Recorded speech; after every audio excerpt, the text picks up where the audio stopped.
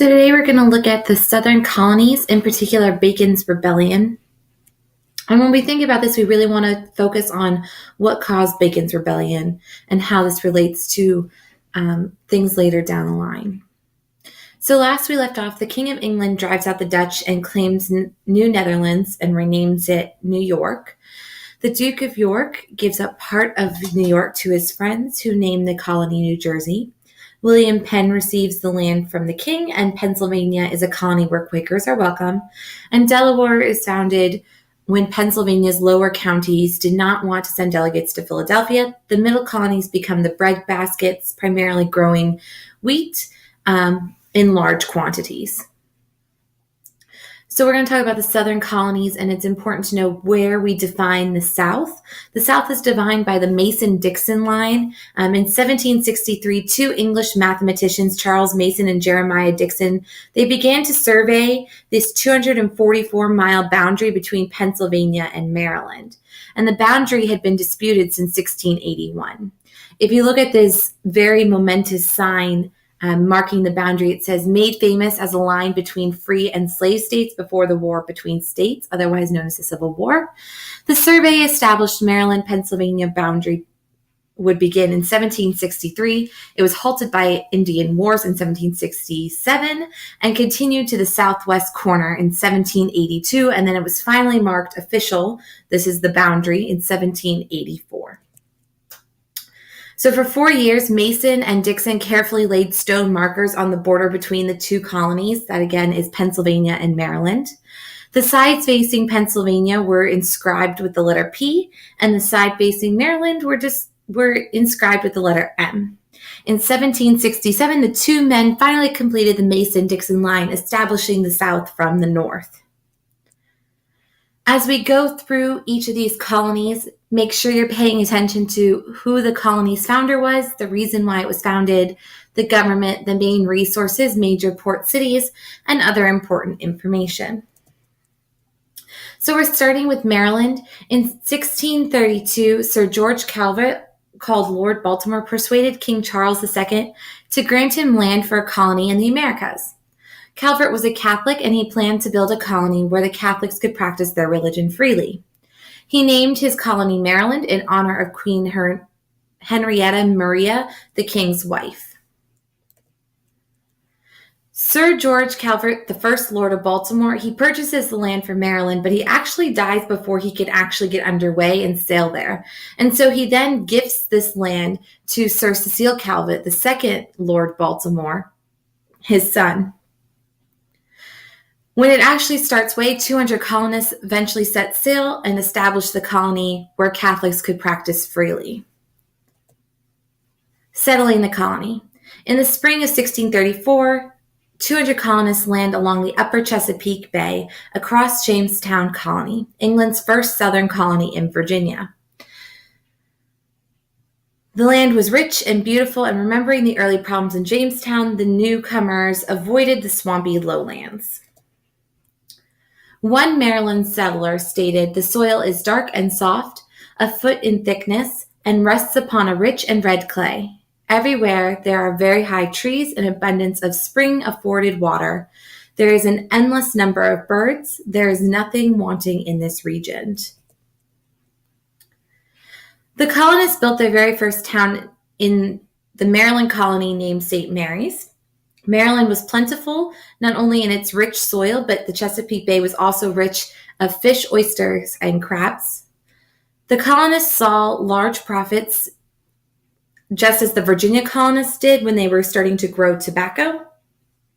And this, of course, results in their main resources being tobacco, fish, and iron, and their major cities, of course, being St. Mary's and Baltimore. So Lord Baltimore, he is the proprietor of a colony, unlike the Virginia colony, which is a royal colony in which the king rules over the people and the colonists there. A proprietorship means that he has sole governance. So he elects his brother as the governor, and then he selects his friends and wealthy council members as his council of advisors. Eager to attract settlers to Maryland, Lord Baltimore actually makes generous land grants to anyone who brought over servants, women, and children. This is not unlike the head rate system in Jamestown, in which the more passages you pay for, the more land you were granted. To ensure Maryland's continued growth, Lord Baltimore also welcomed Protestants as well as Catholics to his colony. However, later, Lord Baltimore began to fear that the Protestants might try to deprive Catholics of their rights to worship freely. So in 1649, he passed the Act of Toleration, and this act provided religious freedom for all Christians. And of course, this excluded those who did not believe in Jesus as their savior, and that, of course, are the Jews. So summing it up, the colony is the Maryland colony. It was founded by Sir George Calvert, although he did not go on to actually come over to the colony. His son, Cecil, will become the Lord Baltimore. They built this because they wanted to have a colony where Catholics could be free to practice their religion. Catholic colonists were given a role in the government by creating an elected assembly. Later, the Act of Toleration was passed that would give Christians religious freedom in the colonies. Their main resources are iron, tobacco, and fish. Their major cities and ports are St. Mary's and Baltimore. Any other important information, pretty much Lord Baltimore appointed the governors, making this a proprietorship colony, and that religious freedom did not extend to Jews. Meanwhile, settlers continued to arrive in Virginia, and they were allured, of course, by the promise of profits from tobacco. Wealthy planters, however, controlled the best land near the coast. Newcomers had to push farther inland and onto Indian land. Just like in New England, conflict over land led to fighting between settlers and Indians, and after several bloody clashes, settlers called on the Virginia governor, Sir William Berkeley, to take action against the Native Americans. However, the governor refused. He was unwilling to act, mostly because there was profit on his end from the fur trade with the Indians. Frontier settlers were furious. So basically, why wouldn't the governor help? Well, Virginia colonists asked the governor for help. Sir William Berkeley, the governor, says, nope, sorry, nothing I can do. And this, of course, is because he has an investment in the fur trapping business. And that, of course, is run by the Native Americans. So fur trapped by the Native Americans were traded through Berkeley, and therefore he had a profit, and he didn't want to upset Berkeley. This led to Bacon's Rebellion. So finally, in 1678, Nathaniel Bacon, a wealthy young planter, organized an army numbering somewhere between 300 and 500 men. And these men were mostly yeoman farmers. These are white farmers who don't really have slaves. They primarily work with family labor. So Bacon issued the Declaration of People of Virginia, not unlike a Declaration of Independence, where he criticized Berkeley for the unfair taxes, appointing his friends for high positions, and failing to protect the frontier settlers from Indian attacks. In September, Bacon raided the Native American villages. Then he led his followers to Jamestown and burnt it down.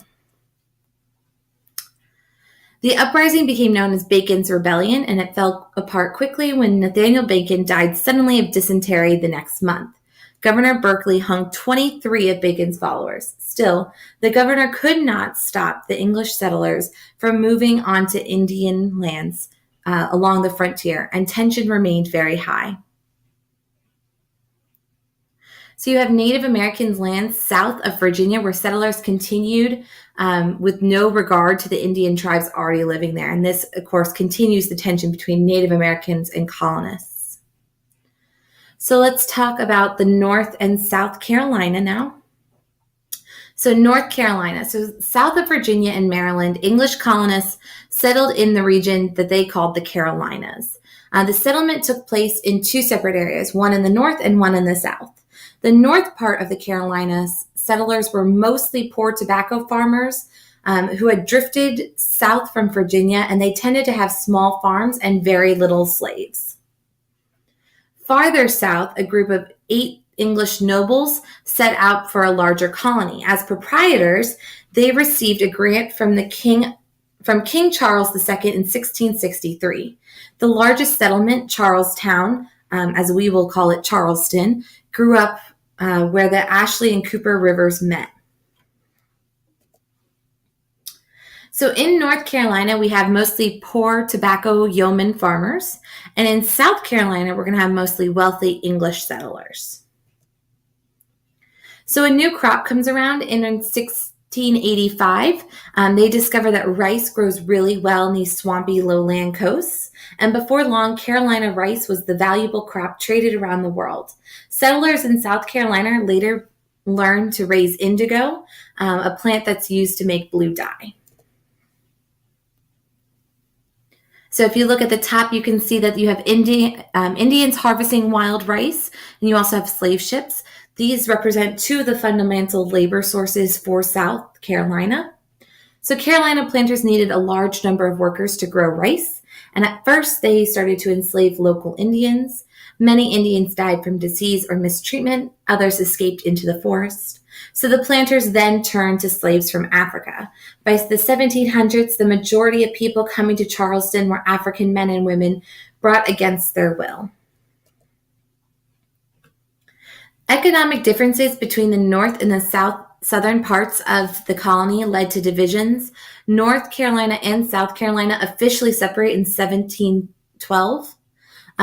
Once again, this is because of the economic as well as geographical differences between these two groups. The government of the Carolinas. North and South Carolina were actually a royal colony. It was ruled under the King of England, King Charles II.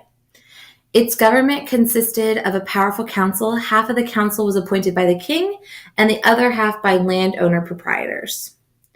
North and South Carolina had a governor who was also appointed by proprietors and a relatively weak assembly or a group of men elected by all the freemen.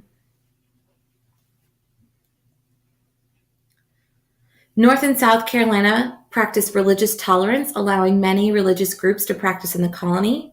North Carolina's main resources were cattle, lumber, grain, tobacco, rice, and indigo. And North Carolina's major city during this time was Wilmington. South Carolina's main resources were lumber, grain, rice, cattle, indigo, and rum. South Carolina's major city was Charlestown or Charleston. So summing it up, we're looking at North and South Carolina, originally one colony until 1712, which then they split into two. They were established by English colonists for North Carolina and 8 English noblemen for South Carolina. The reason for being founded is in the north, many Virginians started to settle down south towards North Carolina in search of land. And for the South Carolina, 8 noblemen established South Carolina because they had a land grant and they wanted part of that economic opportunity. The government, there's a royal colony, so they were ruled by the king, but there was also very much religious tolerance. Main resources, again, North Carolina is known for cattle, lumber, grain, tobacco, rice, and indigo. South Carolina known for lumber, grain, rice, cattle, indigo, and rum. And you have the major port cities of Wilmington and Charleston. So think back and describe what caused Bacon's Rebellion.